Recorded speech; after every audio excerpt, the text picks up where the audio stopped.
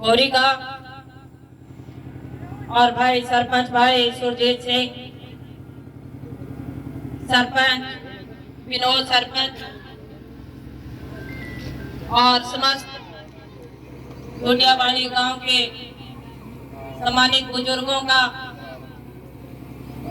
भाई बलवंत सिंह का, सोनलाल शर्मा, भाई सुरजीत सिंह जी, गुरचंद सिंह, भाई राजकुमार, रामचंद्र वर्मा, पाल सिंह जी, भाई संदीप और भाई सुनील उर्फ लाला खारिया से, भाई सुखदेव सिंह ढाणी पहलवान से, भाई नरेंद्र सिंह ठाकर, भाई मंगेंद्र सिंह ठाकर दुकानदार, सूरजाराम जी सैनी, काशीराम जी भाटी, भाई हरबत सिंह जी गुडियावाली से, इंदर सिंह जी, करण सिंह अमृतसर से और भाई कुलदीप ममेरा से और भाई चिंपा रानिया से, संदीप सिंह बणी से, गुरविंदर सिंह भाइया से और भाई कपिल और समस्त डोडियाली गांव के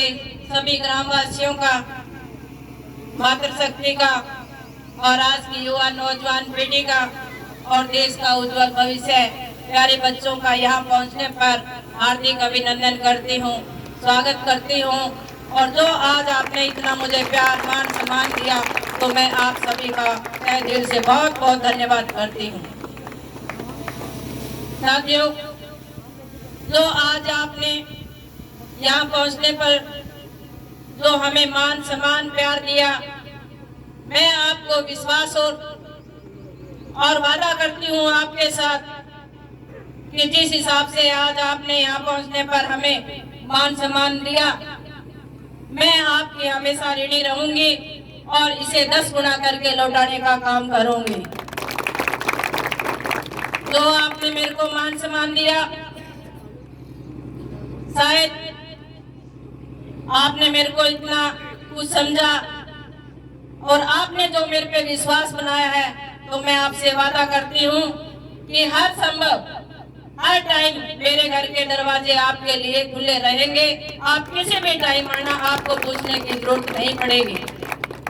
साथियों, आपको पता है बीजेपी सरकार को आए 10 साल हो गए। शुरू से लेके जब से ये सरकार आई है, ये किसान विरोधी सरकार रही है।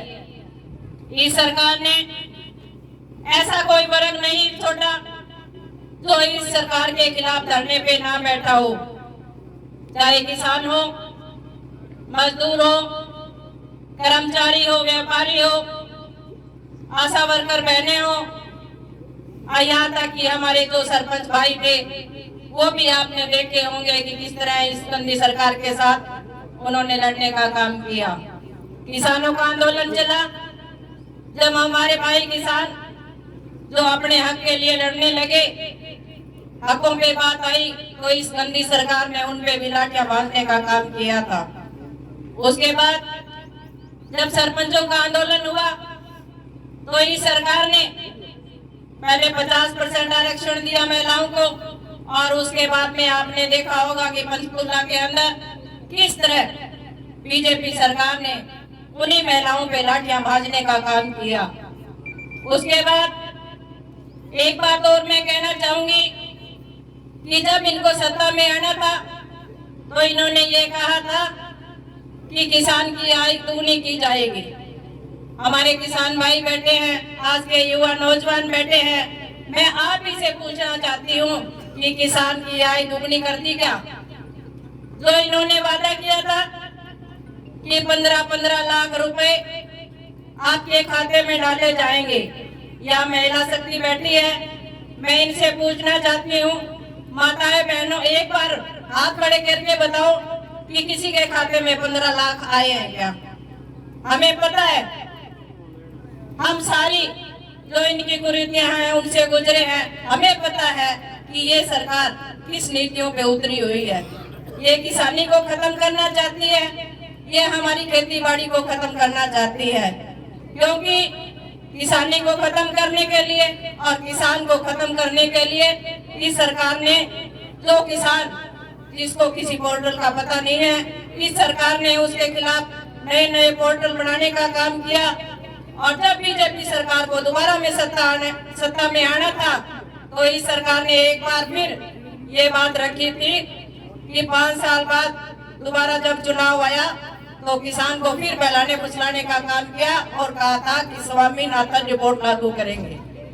और वो स्वामीनाथन रिपोर्ट आज के युवा यहाँ पे बैठे हैं, मैं इन्हीं से पूछना चाहूंगी, इन्होंने लागू करी क्या? कुछ नहीं किया। तो स्वामीनाथन रिपोर्ट लागू करनी तो बहुत दूर की बात है। किसान के लिए इस सरकार ने नए नए पोर्टल बना के और उसकी जो फसल के दाम देने थे वो भी देने से इनकार कर दिया। चाहे एमएसपी की बात हो, चाहे किसान की फसल की बात हो, उसके दाम आज नहीं मिल रहे। और जो इस बीजेपी सरकार ने अपने जो खाद्य पदार्थ है, चाहे उसमें अंदर खाद हो, बीज हो, चाहे तेल हो, उसके दाम बढ़ा के हमारे किसान भाइयों को परेशान करने का काम किया है। और दूसरी बात ये कही थी इन्होंने कि युवाओं को रोजगार दिया जाएगा। आज के युवा यहाँ पे खड़े हैं, बैठे भी हैं और इधर देख रहे हैं। मैं इनसे ही पूछना चाहती हूँ कि कौन से युवा है जो उनको नौकरी मिली है। इन्होंने 2 करोड़ नौकरियों का वादा किया था, पर आज जो हमारा युवा है वो बेरोजगार है, किसी के पास नौकरी नहीं है। एक साइड ये अभियान चलाते हैं कि नशा मुक्त अभियान, नशे के खिलाफ अभियान ही चलाना होता तो हो सकता है इनकी मंशा अच्छी होती तो शायद हमारे क्षेत्र के अंदर नशा ना भी आता। सबसे बड़ा हाथ है कि युवाओं को किस तरह कमजोर किया जाए, युवाओं को किस तरह नष्ट किया जाए कि इनकी आने वाली जो पीढ़ी है वो कभी भी कामयाब ना हो।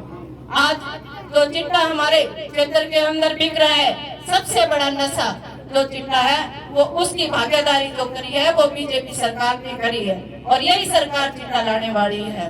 तो हमें अब मैं तो आपको यही कहना चाहूंगी, एक और इन्होंने कहा था, एक नारा दिया था कि बेटी बचाओ बेटी पढ़ाओ का।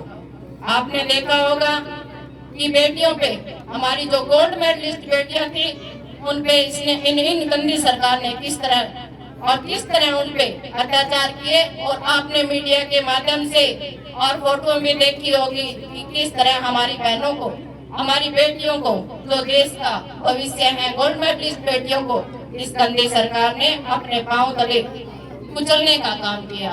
तो मैं आप सभी से यही कहना चाहती हूँ कि ये सरकार जो एक साइड बेटी बचाओ बेटी पढ़ाओ का नारा दे के और जो बेटियों की इज्जत मान सम्मान नहीं कर सकती तो वो सरकार शायद किसी की नहीं हो सकती। मैं आप सभी से यही एक बात और कहना चाहूंगी कि सरकार बनाने वाले भी हम हैं और गिराने वाले भी हम हैं। आपको पता है लोकसभा चुनाव है और अब जो हमारा हक है वो लेने का टाइम आ गया है। तो हमें क्या करना है, सबसे पहले हमारे जो वोट है, वोट का अधिकार इस गंदी सरकार से लेना है, क्योंकि हम सरकार बना सकते हैं तो सरकार गिरा भी सकते हैं। हमें अपने वोट को सही जगह सही मोड़ लगा के हमें अपने साथ अपने वोट से अधिकार लेने का काम करना है। तो हमें पहले लोकसभा चुनाव है और उसके बाद में विधानसभा चुनाव भी है। तो मैं सभी युवाओं को एक बात कहना चाहूंगी कि जिस हिसाब से आज आप यहाँ पे इकट्ठे हुए हो, मैं आपको एक बात यही कहूंगी कि आपको घर घर जाना होगा और लोगों को जागरूक करना होगा। और जो इस गंदी सरकार ने हमारे साथ और हमारे किसानों के साथ और हमारी बेटियों के साथ जो अत्याचार किए हैं वो उन लोगों को समझाना होगा, क्योंकि हमारे जो लोग हैं वो भोले भाले हैं और जब इनको सत्ता में आना होता है तो वो सरकार ऐसा काम करती है कि हमारे जो लोग हैं वो चुप छुपा के वोट देने का काम कर जाते हैं। ये महिलाएं बैठी हैं, मैं इनको एक बात कहना चाहूंगी कि आपके खाते में भी 2-2 हजार रुपए फिर डाले जाएंगे। जब वोटों का टाइम आएगा तो आपके खाते में 2-2 हजार 5-5 हजार रुपए भी आएंगे। पर ये चीज आपको हमेशा ध्यान रखनी है कि 5 हजार के पीछे नहीं बिकना, क्योंकि हमारे आगे आने वाले 5 साल है। आप 5 हजार में बिकते हो तो 5 साल हमें पछताना पड़ेगा। और जो आज आपके पास वोट का अधिकार है। 5 साल बाद में बीजेपी सरकार फिर सत्ता में आती है तो वो वोट का अधिकार भी हमसे छीनने का काम करेगी, क्योंकि इस इलेक्शन के बाद दोबारा ये मौका नहीं आएगा कि ये बीजेपी सरकार हमें वोट डालने का हक नहीं देगी। तो आपको भी जागरूक होना होगा और जो आपके साथ अन्य महिलाएं बैठती है उनको भी जागरूक करना होगा। तो इसी के साथ मैं अपनी वाणी को विराम देते हुए मैं सभी युवाओं को यही कहना चाहूंगी कि हमें अपने वोट से अपने अधिकार को लेना है और सबको साथ चल के जो भी सामाजिक राजनीतिक कोई भी कार्यक्रम होते हैं तो हमें कंधे से कंधा मिला के साथ चलने का काम करना है और हरियाणा के अंदर हमें कांग्रेस पार्टी की सरकार बनाने का काम करना है। आप एकजुट होगे और एक साथ चलोगे तो मैं 100% आपको विश्वास दिलाती हूँ कि हरियाणा के अंदर हमें कांग्रेस सरकार बनाने के लिए कोई नहीं रोक सकता।